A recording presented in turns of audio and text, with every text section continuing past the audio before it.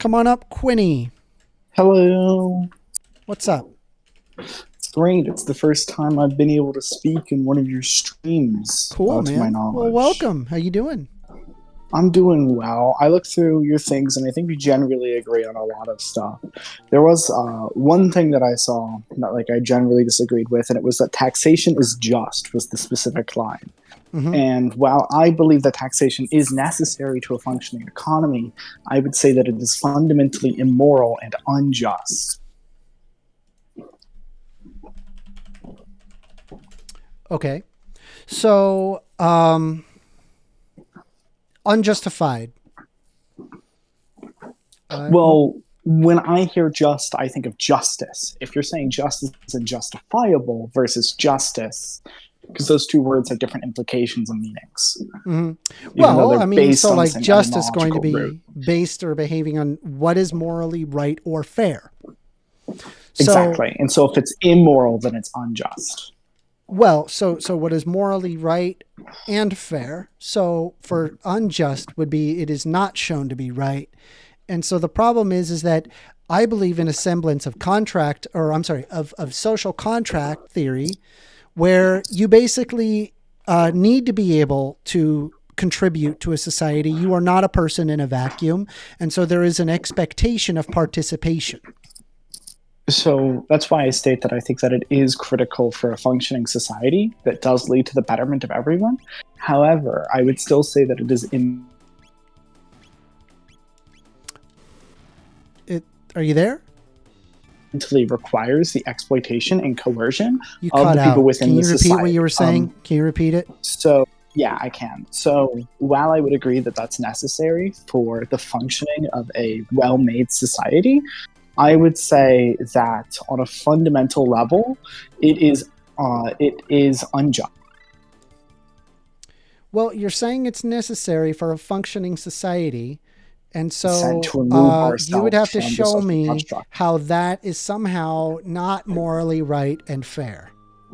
Okay, so we agree on a right to property, right? Mm-hmm. Like a right to self-determine, like a right to self-embodiment, and then a greater right to property. And if we can agree on that, Yeah. then we would naturally be able to then state forward and say that anyone trying to take our property without our consent is unjust. Like, that's bad. Well, but the problem is that we take away property without consent under the basis that you operate in a social contract which you yourself benefit from. So it would be just by its very measure. One does not have the ability to remove themselves from the social contract, nor did I ever It does sign not the contract. require a consent to a social contract. That is, Wait, it is implied. so I could then say that I'm like, okay, Amender, I gave you $5, so now you should give me your house because you benefited from the social contract. Therefore, you're due to pay your parts. No, that would be That's our unjust. social contract. Why not? Because it is an undue burden. It is a taxation without representation. It is also not giving equitable amount distribution for the value of the home. A home is not worth $5. We could, yeah, right. I get that, but we could then say that, okay, well, do we live in a democracy? Would be the response to that. I would say, largely speaking, generally, no. Right? We live in a republic that's proportional-ish, at least for Americans. We live in a republic that's proportional-ish to the general whims of the population. But we can look at institutions like Congress, the presidency, and the Supreme Court, which are all anti-democratic by design.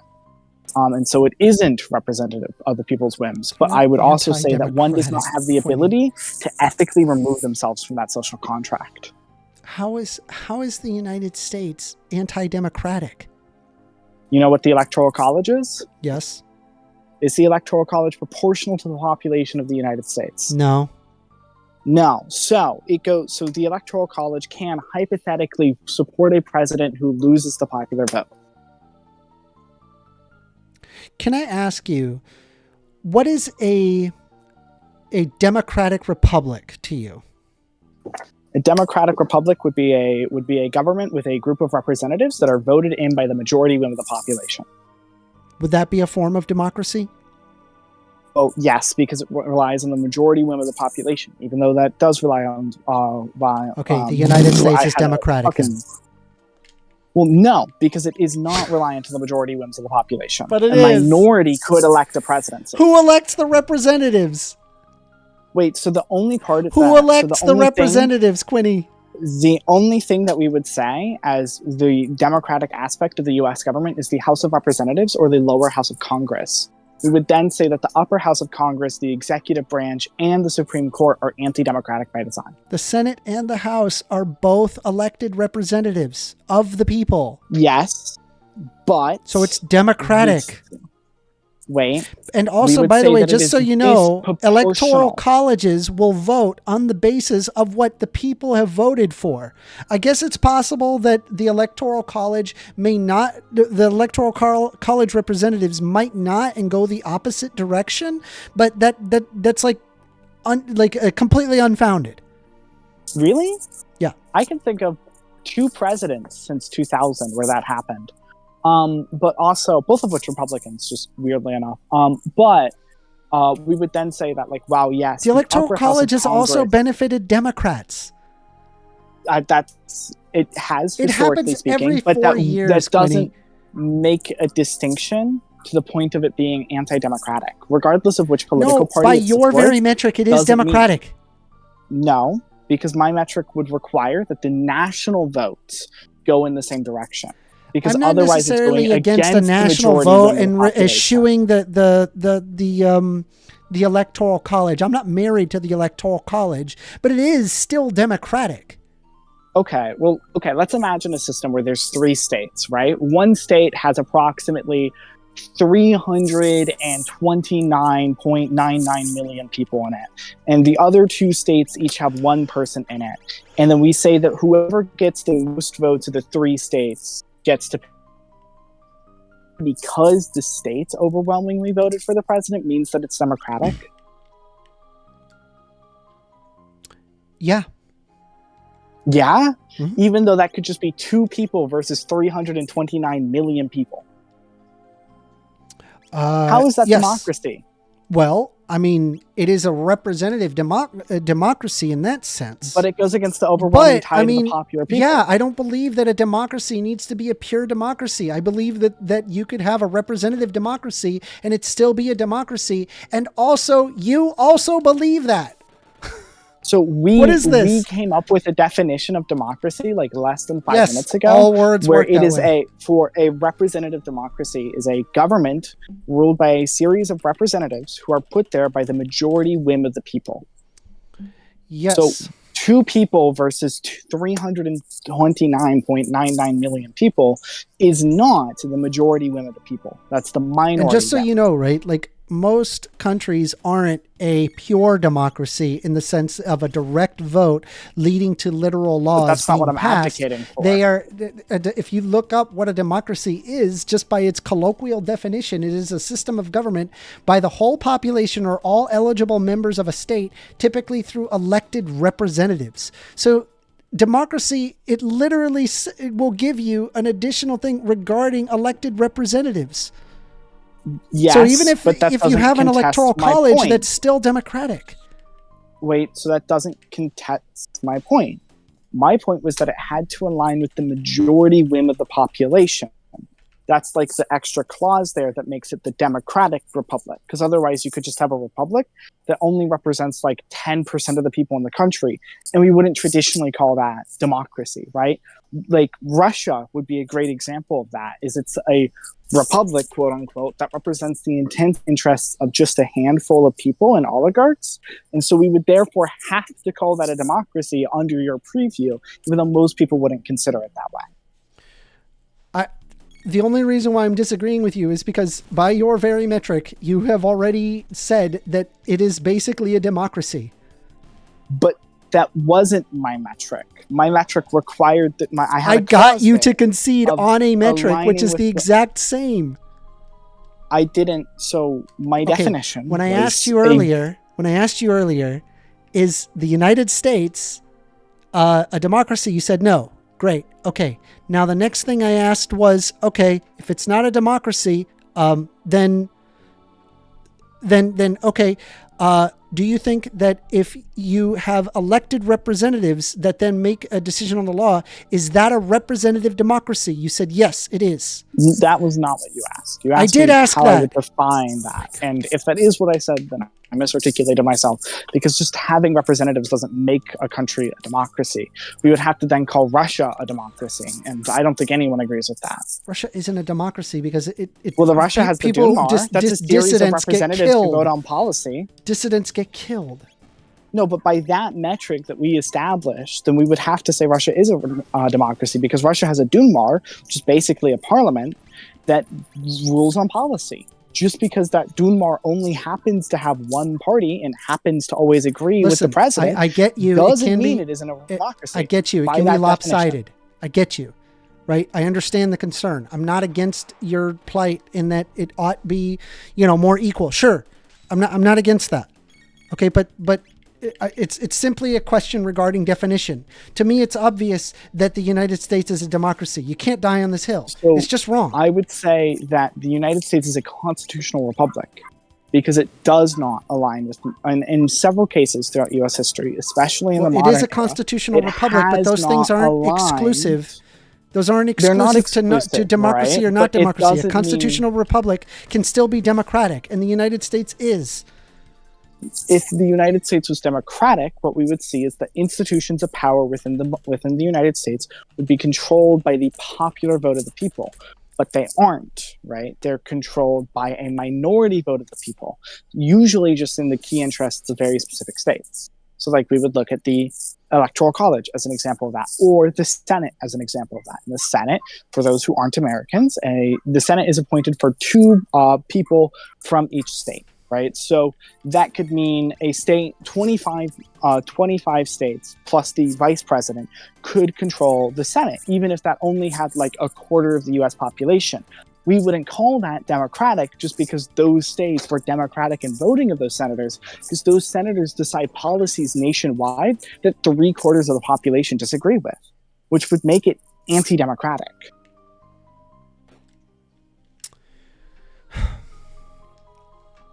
Are there elected representatives in the United States? Yes.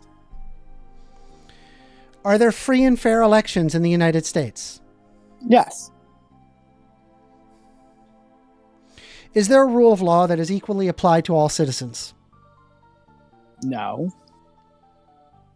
So do you think that the Constitution that outlines the rights of freedom of individuals and the structure and functions of government, that is not applied equally? Prisoners. They don't get to vote. That would be a part of it. Well, prisoners don't get free and fair representation. So clearly, not everyone in the country has free and fair. By having a prison, that implies a rule of law. I'm trying to exercise telling you the rule of law. Well, if we used rule of law as simply just an example of a free and fair election, then we would have to say Russia is again democratic, because Russia has prisoners and rule of law. Well, it's not. I'm listing many things that makes it democratic. Sure. The next question: does the United States have checks and balances? Sure, it does. Okay. Britain doesn't have checks and balances, but are there protection of rights? There are. Okay. So, in Saudi Arabia, there are protections of specific rights, especially property. By everything that you've said, exist. No, hold on. The big one is the elected representatives. Don't get ahead of yourself, right? Russia has elected representatives. No, they don't. Yeah, There's no way those elections are going to be anywhere. Dude, the last person that ran up against Vladimir Putin was killed. What are you talking about? That is very true. That is not democratic. I didn't say that those elections are free and fair. My issue is when it comes to a democracy. Unlike the United States, you said that the United States was a free and fair election, as well as having elected representatives. It's a democracy. Literally Google, is the United States a democracy? Is the United States a democracy? Google will Right? give you an unnuanced answer. Yes, like it will The most Constitution things. establishes federal democratic republic form of government. That is, we have an indivisible So- among 50 sovereign states. It is a democracy because the people govern themselves. It is representative because people chose But if elected the officials by free minority- and fair ballot. Our American government from clyburn.house.gov. What am I supposed to tell you, dude? You are going against the reality. Don't die on this hill. You have good points. Don't die on this hill. So what we would say is that if the government goes against the majority, like, okay, let's imagine that there's a society where 80 some odd percent of people vote for X candidate to be president. But by some quirk of the legislation that had existed beforehand, the candidate that only won 21% of the population managed to become president. Would we call that democratic? Even though the election was free and fair, there wasn't any swinging of the results or changing of the ballots, but the candidate that only got 21% of the votes won.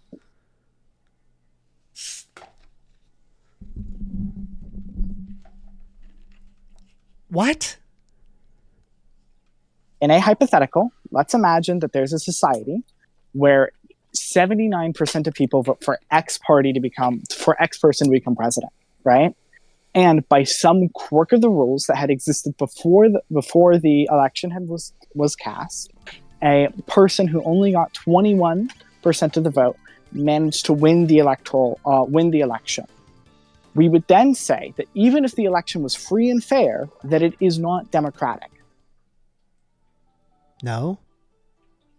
Why not? Because there's a lot of reasons why somebody who only gets 29% but wins the election. Have you been to outside of the United States where there's more than two parties? Sure. But there's a possibility where like everybody gets 19%, but one dude gets like 24%, and that's enough. That wasn't the hypothetical I established. I said one person got 79% and the other person got 21%. That makes 100. Oh, okay. So if one person got 79, how would that? Okay, you're saying because I suppose it would not be democratic then if it's like a particular law. In the United States. The Electoral College makes that a legal reality in the United States. No. First of all, the Electoral College couldn't possibly get you to 270 if 70% of people didn't vote for that. Well, no. Show me a single election where that's the reality. That's not the reality. Wait, so it's mathematical possibility. So what we would say is because of the existence of first past the post, most states distribute their votes unproportionally. So if Missouri is a great example of this, Missouri has 10. So Missouri has 10 votes, right, in the Electoral College. So I will in just a second. So Missouri has 10 votes in the Electoral College, which is just a little bit less than it's supposed to. If, let's say, 60% of the people of Missouri vote for the yellow party, but 40% vote for the purple party, Missouri would assign all 10 votes to the yellow party. So a president only needs to win 51% of any state in order to take all the seats there, right? No, generally speaking, Maine and New Hampshire being the... No, that's a complicated question. Maine and New Hampshire are the only exceptions to this as of right now. There's districts. Because Maine and New Hampshire have districts. There's like gerrymandering that causes but we're talking about the presidential popular election. vote to not have... No, that even works at it. Well, the popular That's vote what that is. What What do you think gerrymandering? Oh my God, I mean bro. the general election. That is also a part of the general election. Well, then you would have to agree to me that my reality, that the idea that I'm stating is even more plausible.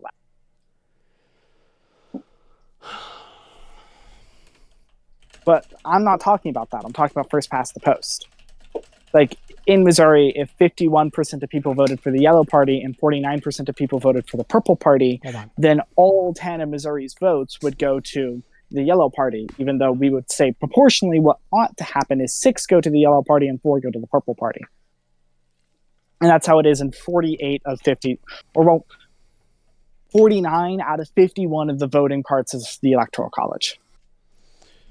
Because Maine and New Hampshire are the only exceptions. And they don't even do it proportionally, they do it based off districts. So we agree that that's a thing, correct? The problem is that like you're talking about like that there is a number of electors equal to the total number of its senators and representatives in Congress, right? And then those people end up choosing under the basis of what the popular vote was in that state, right? That's far as what I'm concerned. So this idea of this 70-20% or 70-30% is BS. It's not true. Where are you getting this information? No. So what we do then is we how many electoral college votes are required to win? 270. So what we do then is we look at the 270 and we look at the states with the largest disparity between the population in that state and their votes, right? Because it's disproportional, or it's proportional-ish. And so because it's proportional-ish, there's going to be some states that have more votes than they actually do in than like they actually get from like population-wise. And then we go and we count those up at 51%, because you only need 51% to win all of the seats in those states, right? That's the point that I was trying to get there. And so that's like, if you are in Missouri, then you only need 51% of Missourians to vote for your political party, and then all of the votes in that political party go that way. So what we then say is, okay, well, what would the percentage of the population be in the most disproportional states in order to get to that 270 number? And it is 27.83%, I believe. So are you aware that, like, while there have been instances of faithless electors in the United States That's not what I'm talking about. They've never changed the outcome of a presidential election? So I this agree, idea of this 70% is literally make-believe? I agree with that statement. The first one about like, oh, faithless electors. I'm not talking about faithless electors. I'm talking about first past the post.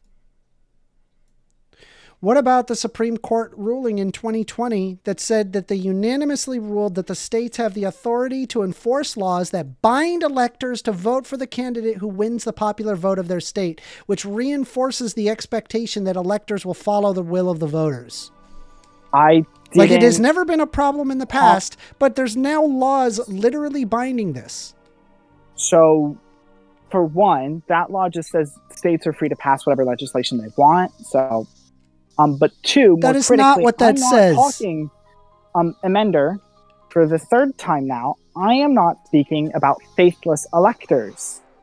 I'm talking about first past the post in states. The reason why I got stuck on this is this 70-30 thing. So I'm assuming, okay, this might be correct. Let me Google it for a second and see if I can find information on that. And the closest thing that I could find is what I just referred to. So I am not talking about faithless electors. Your assumptions there are inaccurate. That's why we call them assumptions. So what's your argument? How is the United States not democratic?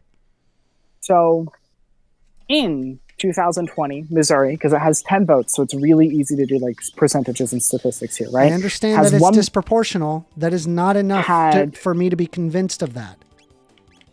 So approximately in 2020, Missouri voted 1.7 million people in Missouri voted for the Republican parties of Donald Trump, whereas approximately 1.25 million people voted for the Democratic Party with Joe Biden, and then 41,000 people voted for the Libertarian Party, and 8,000 people voted Green. So we would say that the proportional representation that Missouri should have assigned the Electoral College would be about 6 to 7 members going red, and then 4 to 3 members going blue, right? That would be the proportional representation within the state. I fail to see how this is not democratic.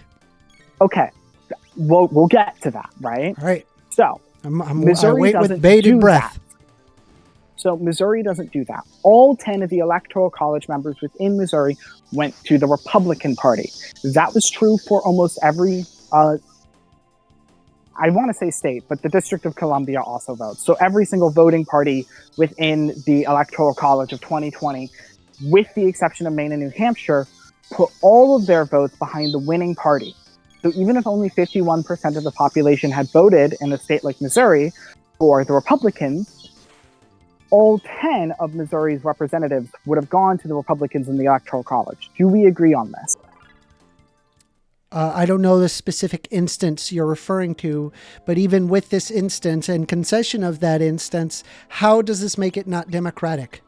Okay, so we can build up from that, right? Is we say, okay, so if 49 out of the 51 voting parties in the United States Electoral College have this mechanic within their laws, which we call first past the post, which they do, the only exceptions being Maine and Nebraska, what we can see then is that if the smallest amount of population, and we then say, okay, so we agree that the Electoral College is disproportionate, correct? Or proportionate-ish.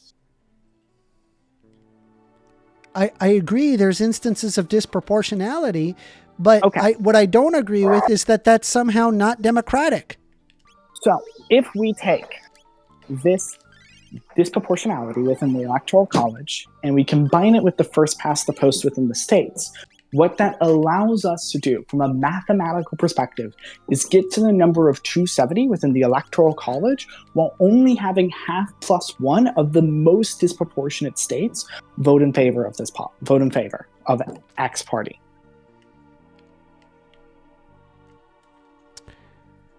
I still don't see how this is not democratic. Well, you agreed that even if the election was completely fair, right? That if by some quirk of the rules, a political party that had like 21% of the vote. Can you just Google, is the United States democratic? So your counter argument is let's remove nuance? No, I'm not saying don't remove nuance. I'm acknowledging your nuance. That doesn't make it not democratic.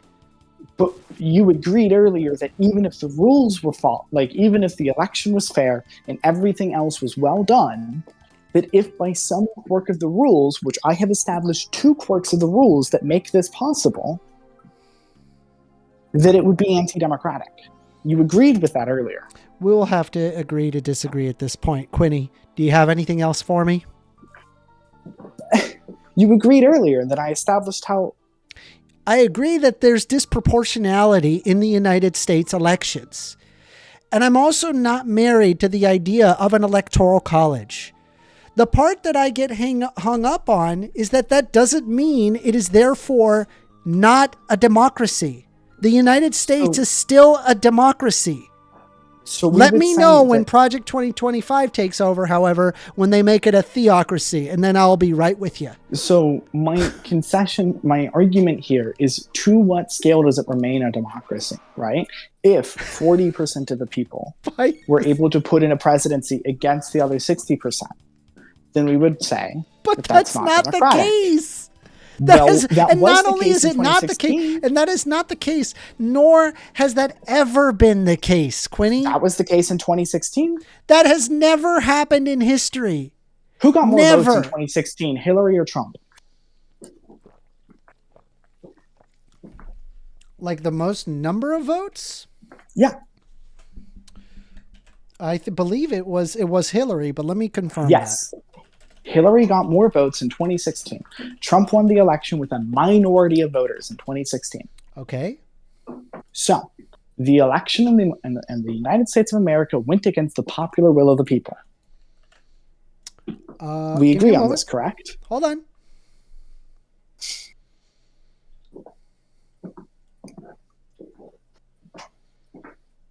Yeah, it looks like that Hillary Clinton got 65.8 million of the votes, while her opponent, Donald Trump, received 62.9 million votes. Okay, but we don't use raw numbers. We use the Electoral College. But I don't think that's therefore undemocratic. It's just, I would agree it's uneven, but I don't believe it is undemocratic.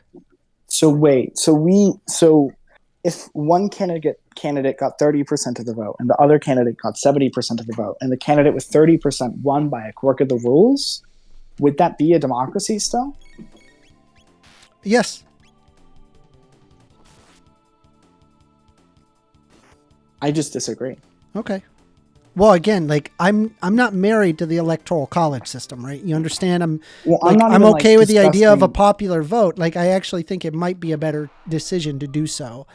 especially now, because the whole reason why we even have an electoral college is because it just simplifies the elections. That's literally like one of the main reasons why we even do it. But considering like we have a lot of computers and automation now, it's not even necessary to have an electoral college anymore. So we may want to actually remove it. But I mean, again, if somebody presented remove the electoral college, I wouldn't care. It wouldn't matter. Well, I believe that a democracy can only be a democracy if it rules by the majority of the people. But you don't. You don't think that. I do. Because you believed in a representative democracy earlier. Wait, so... Okay, we can look at a country like France for a good example of this, right? France is definitely a representative democracy.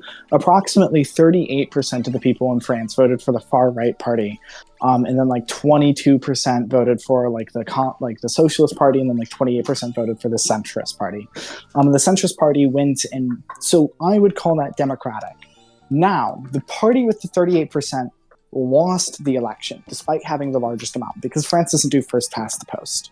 And so what happened is within the French parliament, the centrist party and the socialist party went and formed a coalition government. And so they are now ruling with a combined 50% vote. Yeah, that means I get you. that I mean, majority of the I would people just have to agree to disagree with you at this point. You got anything else? No. It was good talk, Winnie. You'll see the video. I'll let you know. I'll add you to the chat so you know when your video comes out. Okay. Okay. Thank you. Thank you for speaking, man.